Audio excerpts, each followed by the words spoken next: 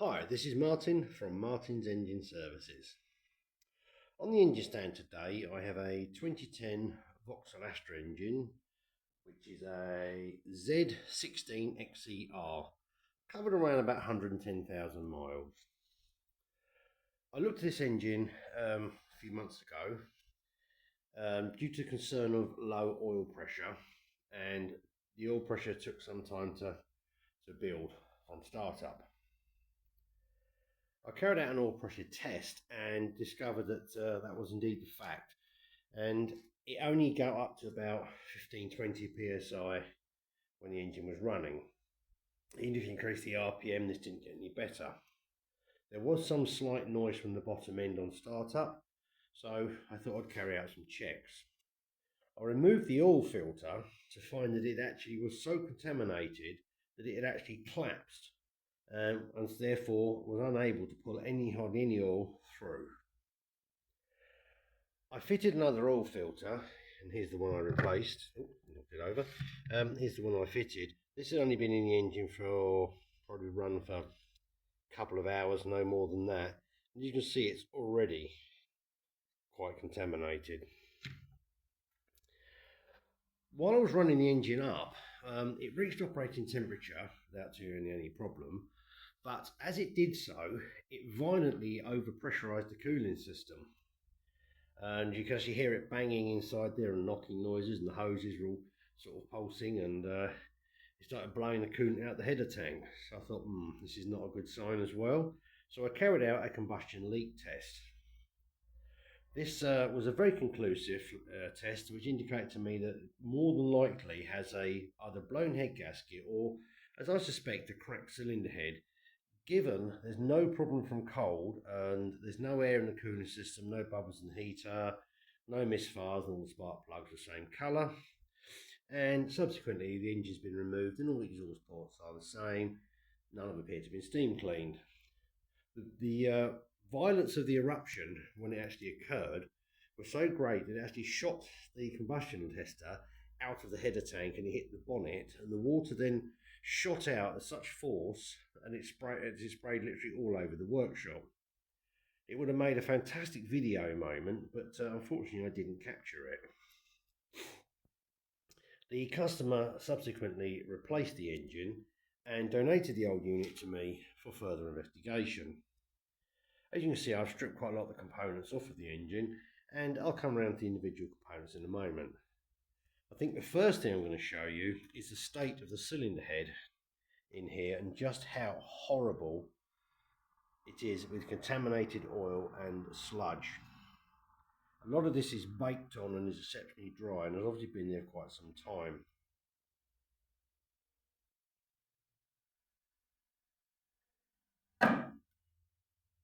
As you can see, the amount of build-up in the back of the cylinder head here is actually quite remarkable, given that the camshaft position sensors actually come through two holes in the back of the cylinder head here, and they were somewhat reluctant to be removed, as they were literally welded into place. I would like to point out also that the smell coming from this engine is quite remarkable and is leaving a somewhat pungent odour in the workshop. The cam cover likewise has suffered just as badly, with the huge amount of contamination and sludge. Oh, and incidentally, here's the wiring loom, which was quite a fight to remove from the engine, given that GM love to use those sweet little locking tags that always snap off, leaving you unable to remove the connectors without a lot of pulling, pushing, prying and swearing.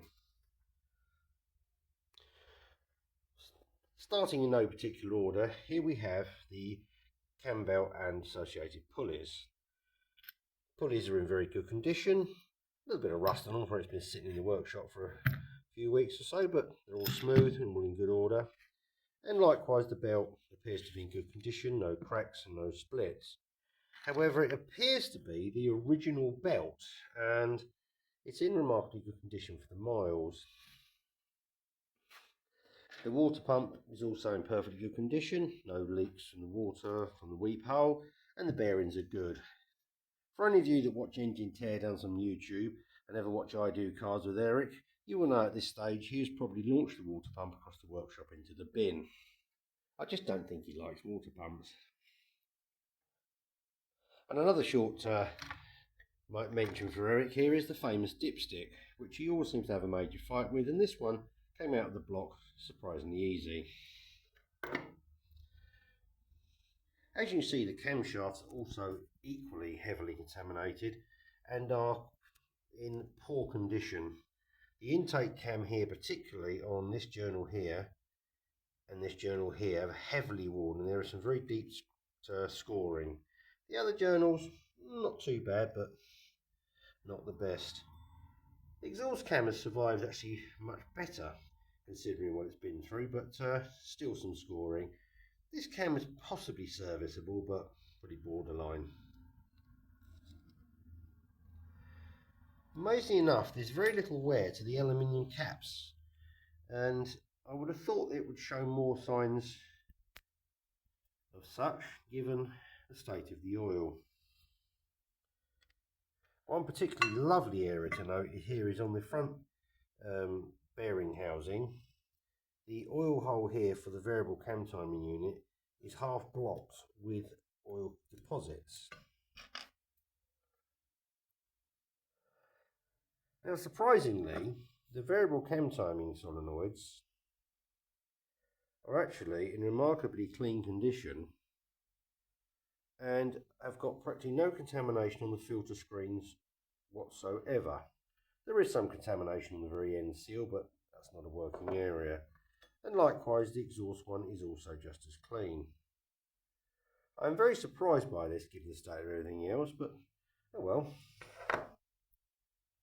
The insides of the variable valve timing cam sprockets are also equally clean, although some oil deposits and varnish are in there.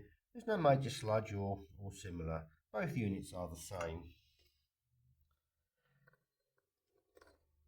Here are the beautiful timing sensors, camshaft position sensors, and as you can see, they are absolutely awful. As I said earlier, were literally welded to the cylinder head. The oil cooler, or oil to water cooler, there's no leaking of any water into the oil or similar, but there's just grit in this oil is quite remarkable.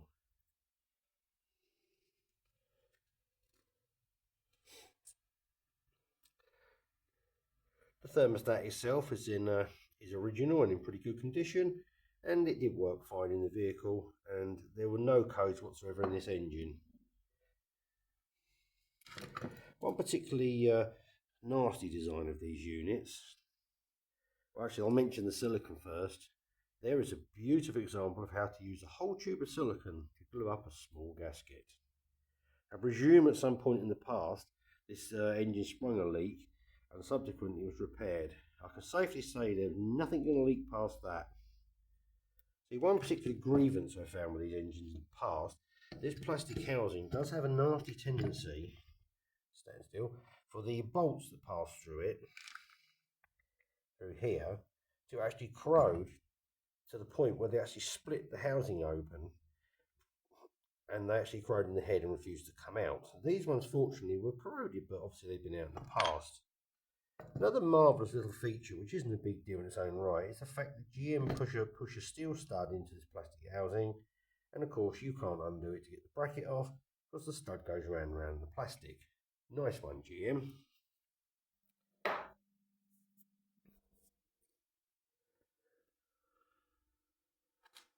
Surprisingly enough, the passageways through the block here to and from the oil filter and from the oil pump here are actually sludge free, and the oil is dirty, but it's in fairly good condition considering.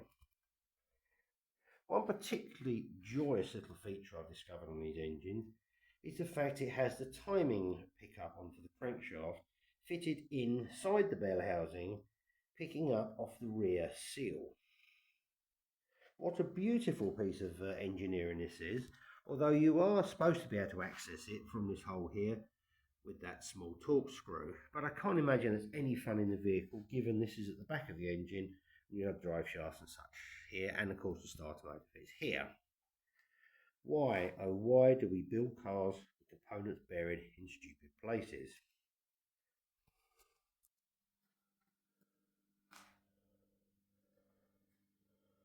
here is another view of the cylinder head showing the sheer horror of it all. The cam followers themselves, actually, I forgot to mention this, are quite interesting. They are very bizarrely worn, as you can see in the light, some rather unusual wear patterns. And in fact, yes, you can see the pitting on this one. It is actually worn through the hardened coating to the metal underneath.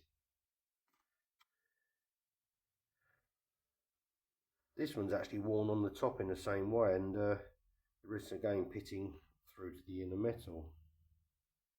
They all appear to be worn exactly the same and have suffered exactly the same fate. And the pitting on the top of that one is quite heavily evident.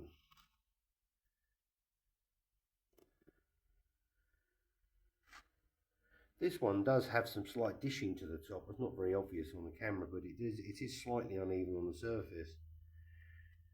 I'm not sure if this is a potential problem in these engines. However, they are all in exceptionally poor order.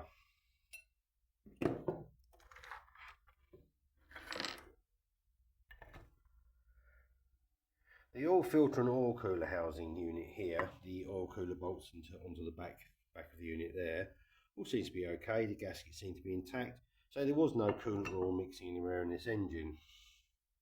One interesting feature of these engines, or not an interesting feature but can catch you out if you're not aware, is that when the exhaust manifold's on the engine, this part sits on the front of the block. The exhaust manifold's on, you can't see any of this area here, and it looks for all the world as though this is actually an EGR tube, but is actually just a coolant pipe that links the cooler assembly from the water pump.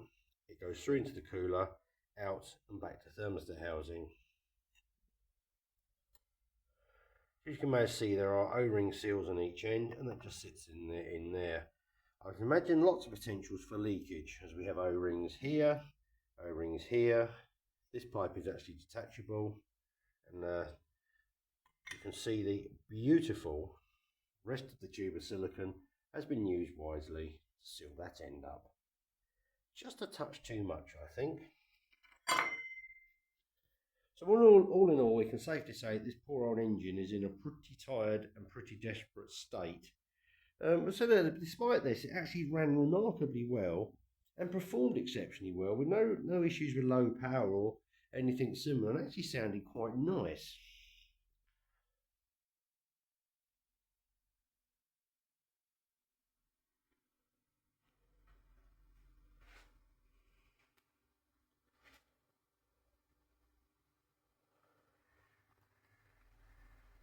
I can only begin to imagine what wonders are going to be found in the sump. I imagine it's probably going to be several centimetres thick of what probably used to be oil many moons ago. That will be in part 2, which I shall be putting out just after Christmas.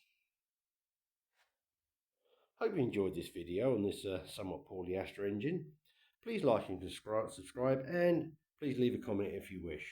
Thanks for watching. Bye for now.